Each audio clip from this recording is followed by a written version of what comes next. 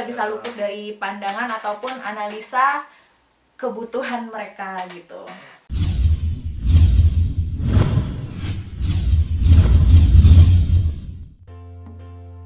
Halo semua, Assalamualaikum warahmatullahi wabarakatuh. Waalaikumsalam warahmatullahi wabarakatuh. Bertemu lagi dengan kita, saya Arya. Dan saya Tia. Di sini kita akan membicarakan masih di seputar pendidikan dan beasiswa.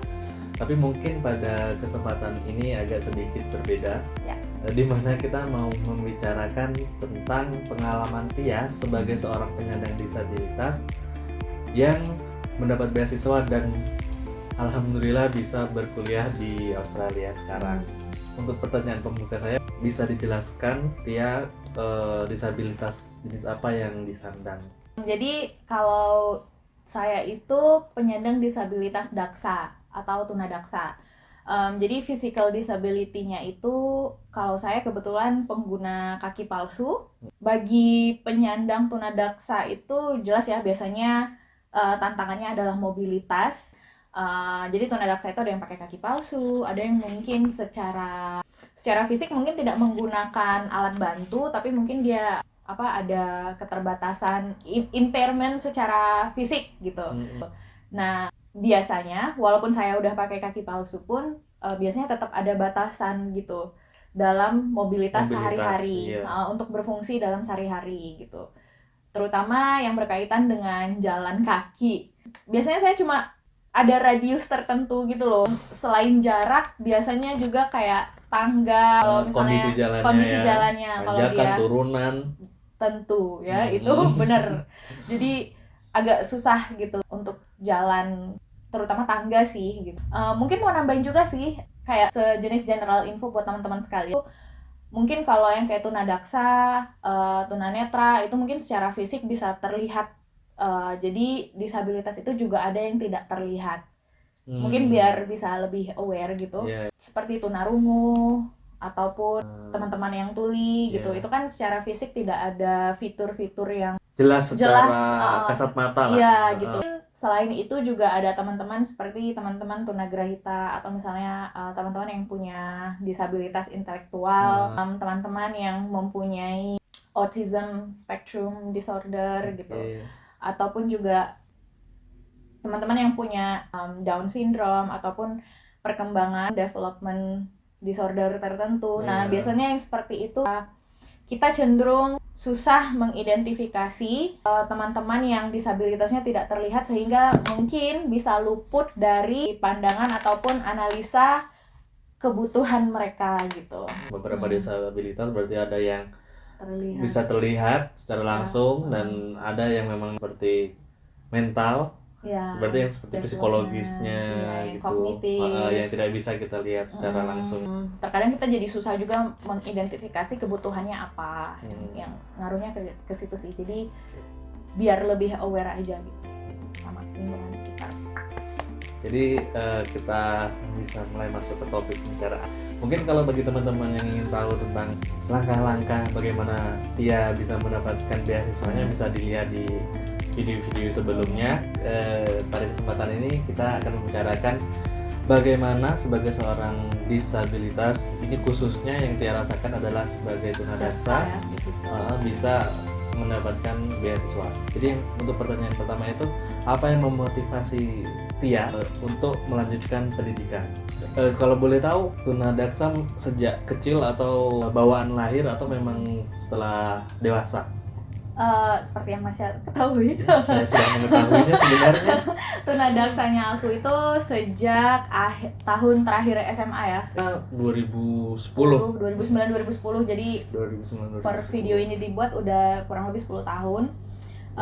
Itu karena kecelakaan kendaraan gitu. Jadi ya pokoknya long story short, iya, keputusan terbaiknya adalah amputasi. Adaptasinya pasti berbeda antara misalnya teman-teman disabilitas yang dari lahir sama dengan mungkin yang baru.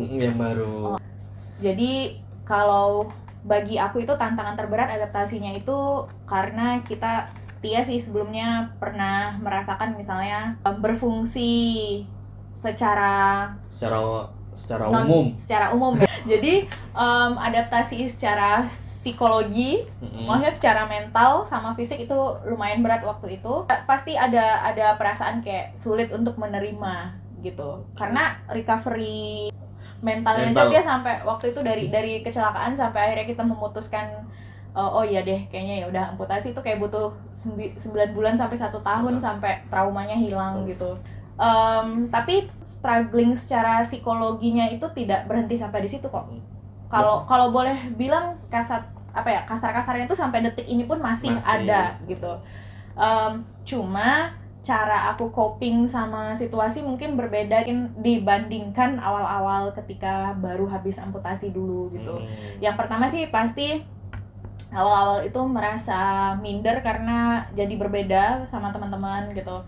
Terus kayak merasa pasti selalu ada bertanya kenapa aku, ya kan, kenapa aku. Nah terus kayak aduh aku kedepannya gimana, udah dunia berakhir kayak gitu. Merasa kayak bingung bagaimana harus membangun kembali mimpi-mimpi mungkin yang tadi udah disusun ya kan, itu semuanya crumbling down. Bagaimana caranya Tia untuk kembali memotivasi diri Tia untuk melanjutkan pendidikan?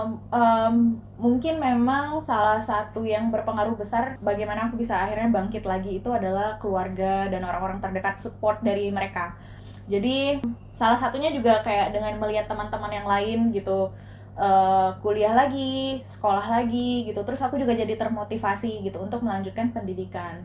Karena sebelum kejadian pun aku juga sudah merasakan bagaimana pendidikan itu bisa dalam konteks aku ya bisa membawa pengaruh yang cukup signifikan bagi aku untuk menavigasikan hidup gitu loh.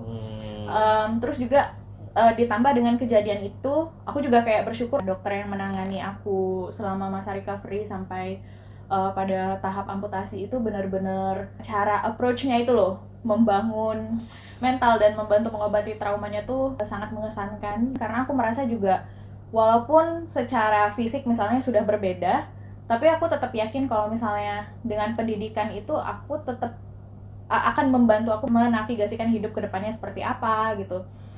Plus aku semakin mikir gitu loh bahwa justru dengan kondisi yang berbeda itu aku merasa bahwa pendidikan itu adalah salah satu cara untuk kita meningkatkan taraf dan kualitas hidup. Melalui pendidikan itu harusnya aku jadi lebih paham banyak hal, dan mungkin karena menjadi grup minoritas, jadi makin banyak yang harus dipelajari gitu untuk kedepannya yang lebih baik lagi. Mungkin sama sih dengan teman-teman yang lainnya gitu motivasinya gitu. Cuma mungkin proses untuk kembali bangkit itu yang beragam gitu ya. Itu versi aku. Juga aku kayak belajar, mungkin itu jadi tahun ini juga ya. Itu tahun-tahun refleksi mungkin selama ini dengan keluarga. Berasa banget gitu. Oh, ternyata iya ya, ikatan keluarga dan segala macam gitu ya, teman-teman, kerabat. Itu juga yang membuat aku merasa kayak oh iya, sebagai orang yang mungkin terlahir baru kembali. Iya benar. Iya kan, terlahir baru kembali. Kita juga harus menemukan dignity kita lagi gitu. Nggak boleh patah semangat gitu. Kita tidak bisa terus-terusan terpuruk gitu. Jadi itu sih yang membuat aku kayak ingin kembali lagi, karena lingkungan juga kayak dengan teman-teman datang misalnya sharing, melihat visit gitu, terus kayak menyemangati, jadi kayak semangat lagi gitu keluarga. Jadi dimana pada saat titik terendahnya Tia bisa menemukan sesuatu yang lebih berharga, yang bernilai, yang selama ini mungkin Tia tidak merasa. Jadi take it for granted gitu loh. Tia lebih peka setelah Tia merasakan di titik terendah. Ternyata ada hal yang lebih penting, yaitu bagaimana ikatan keluarga itu bisa untuk membuat Tia kembali lagi menjadi bersemangat. Mungkin kalau untuk pendidikan S1-nya mungkin kita bisa bicarakan lain kesempatan ya. Jadi di sini kita langsung saja, bagaimana Tia bisa mengetahui adanya beasiswa? Sebenarnya kalau mendengar beasiswa pendidikan ke luar negeri itu udah dari zaman-zaman SMA ya, SMA, SMP, apalagi kayak kita ada guru yang pernah ikut pelatihan misalnya ke luar negeri, biasanya itu pulang membawa semangat euforia pengalaman barunya itu. Jadi kita kayak aku jadi termotivasi dari situ juga.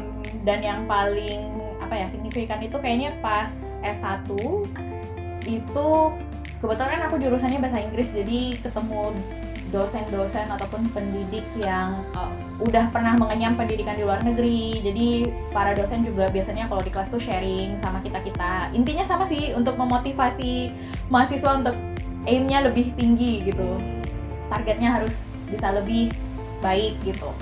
Nah, jadi dari situ aku juga tahu beasiswa seperti Australia Award dan yang lain-lain, ya baik dari pemerintah Indonesia ataupun dari institusi luar negeri lainnya. Jadi dari pendidikan sarjana itu juga jadi semakin lebih termotivasi untuk mencoba mencari beasiswa untuk pendidikan ke luar negeri. Nah, begitu lulus kuliah juga, aku juga dengan teman-teman yang lain gitu juga sering ngobrol masalah beasiswa. Nah, di situ lagi sih lebih jadi mewujudkan keinginan tadi menjadi sebuah aksi gitu. Jadi mulai memperbaiki kapasitas diri baik secara mungkin bahasa, secara intelijensi, knowledge yang seperti itu untuk bisa apply beasiswa.